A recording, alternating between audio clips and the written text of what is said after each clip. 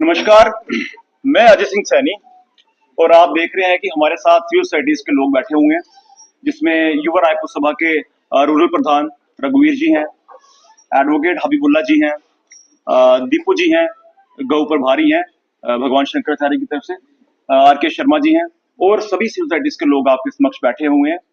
हमारा यहाँ पर आज प्रेस कॉन्फ्रेंस का जो माध्यम है, जो मकसद है, वो यही है कि जम्मू अब कश्मीर द्वारा जो प्रताड़ना हमें 1947 से लेकर अब तक दी गई है, जिसमें हमारे हकूकों को हमेशा दबाया गया, सेकंड ऑर्डर स्टेटस में जम्मू को रखा गया, उस संदर्भ में आज प्रेस कॉन्फ्रेंस हो रही है। और आज हम सीधा ऐलान हमारे यशस्वी प्रधानमंत्री नरेंद्र मोदी जी से कर रहे हैं कि जम्मू को अलग राज्य का दर्जा दिया जाए। इसमें कारण है कि किस तरह से, सबसे मुख्य कारण यह है कि हमने आज से कई वर्ष पहले हमने भाजपा से ये एक मांग की थी कि जो 2021 के ऊपर आप डिलिमिटेशन करवाइए, ताकि फ्रेश सेंसिस पर डिलिमिटेशन हो और जो पैरामीटर्स होते हैं जिसमें आपके जनसंख्या और आपके क्षेत्रफल देखा जाता है, उसके आधार पर सीटों का आवंटन होता है। तो उस हिसाब से जम्मू संभाग को सीटें ज्यादा मिलनी थी, मगर सेंसिस फिर से फर्स्ट हुए, 2011 पर हुए और फिर से सत्ता की जो चाबी है वो कश्मीर के पास चली गई। उस मौके को हमने गंवाया।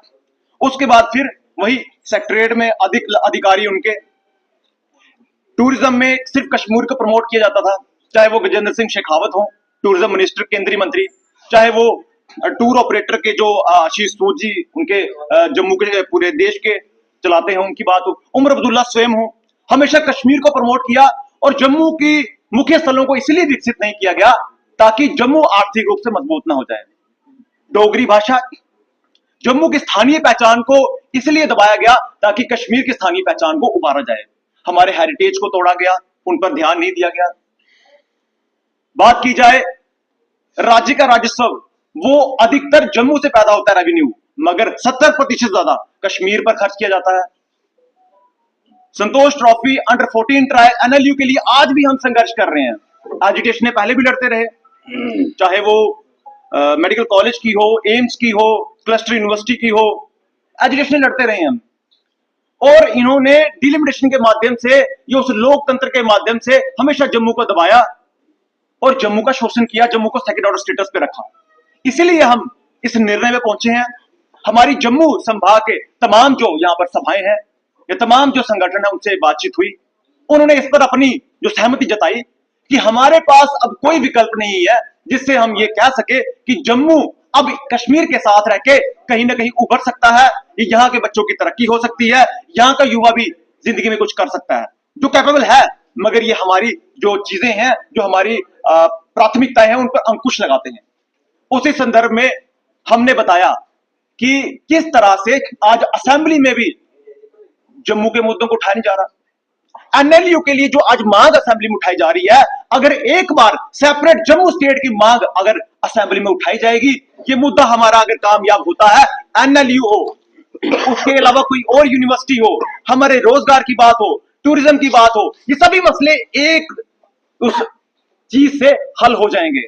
सेपरेट जम्मू स्टेट, हमारे अपना यहाँ पर एडमिनिस्ट्रेशन होगी, हमारी अपनी गवर्नमेंट होगी, जम्मू से एक जो है सीएम चुना जाएगा, जो जम्मू की बात करेगा, हमारा अपना बजट होगा, हमारे अपने पैसे होंगे, हमें हर एक चीज के लिए कश्मीर के आगे मांगना नहीं पड़ेगा, जिस तरह आज भाजपा के विधायक असेंबली में खड़े होकर मांग रहे हैं कि एनएलयू हमें दे दो। और कश्मीरियों की ताकत देखिए कि वहां पर भी उनके साथ बहस किया जा रहा है। वो बोल रहे हैं कि भाजपा के विधायक बोल रहे हैं कि हमें यहां पर बोलने का मौका नहीं दिया जा रहा, स्पीकर हमारे साथ बहस कर रहे हैं। तो यहां पर जो है डिस्क्रिमिनेशन की पराकाष्ठा पार हो चुकी है कि किस हद तक वो आपके साथ डिस्क्रिमिनेशन कर रहे हैं। तो हमारे पास एक ही इलाज है कि जम्मू को अलग किया जाए। राष्ट्रवादी देश विरोधियों के साथ किसी भी समय, किसी भी एक पल भी अब और नहीं रह सकते, जो हमारे अधिकारों पर डाका डाल रहे हैं। इसलिए हम हमारी जम्मू संभाग की जनता से, 10 के 10 जिलों से, वहां के बुजुर्गों से, युवकों से, महिलाओं से ये आह्वान कर रहे हैं कि अपने हकों के लिए बाहर निकलिए। इस सेपरेट जम्मू स्टेट की लड़ाई में हमारे साथ कंधे से कंधा, कदम से कदम मिलाकर चलिए।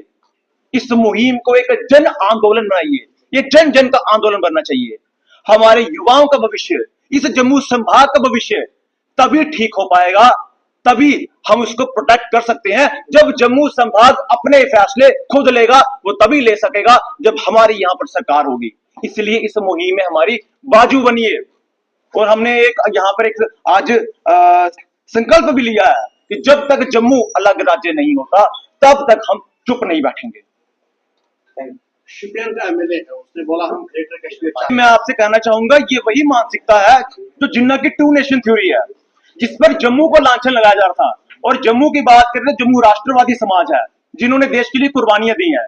और ये लोग जो टू नेशन थ्योरी फॉलो कर रहे हैं, इनका भी वही हाल होगा अगर इनको टू नेशन थ्योरी फॉलो ही करनी है। खुद ही पाकिस्तान चले जाएं, महबूब मुफ्ती चले जाएं, उमर अब्दुल्ला चले जाएं, फारूक अब्दुल्ला चले जाएं, जो भी इनके जितने भी साथ में एमएलए हैं सारे चले जाए पाकिस्तान में और टू नेशन थ्योरी फॉलो कर ले। जब तक जम्मू संभाग, यहाँ का पुंछ, राजौरी, डोडा, भद्रवाह, किश्तवाड़, हम कभी भी ग्रेटर कश्मीर फार्मूला का पूरा नहीं होने देंगे। और ये राष्ट्रवादी समाज है जो इनके नाक को चने दबवा देगा।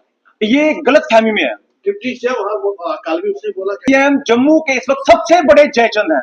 अगर कोई जयचंद की टॉप लिस्ट अगर आप निकालेंगे, सबसे बड़े जयचंद सुरेंद्र चौधरी हैं, जिन्हें अपनी कुर्सी की गरिमा का पता ही नहीं है। डिस्क्रिमिनेशन के स्पेलिंग आप पूछ रहे थे, एक लिस्ट निकालते हैं पेपर, पूरी एक लिस्ट मैं और आप पढ़ लेते हैं। मैं आपके आधे समय में पढ़ूंगा, आप मेरे आधे समय के बाद भी नहीं पढ़ पाएंगे।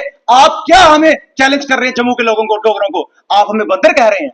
आप बताइए, जिस संभाग से आप कह रहे हैं, आप जिस संभाग को गाली दे रहे हैं, उसमें आपके अपने लोग, आपके घर के फैमिली के लोग भी आते हैं और लोग अपनी मांग रख रहे हैं। कश्मीर ने हमारे साथ भेदभाव किया, आप उसके विरोध में नहीं बोल रहे हैं क्योंकि आप सुरेंद्र अब्दुल्ला बन चुके हैं।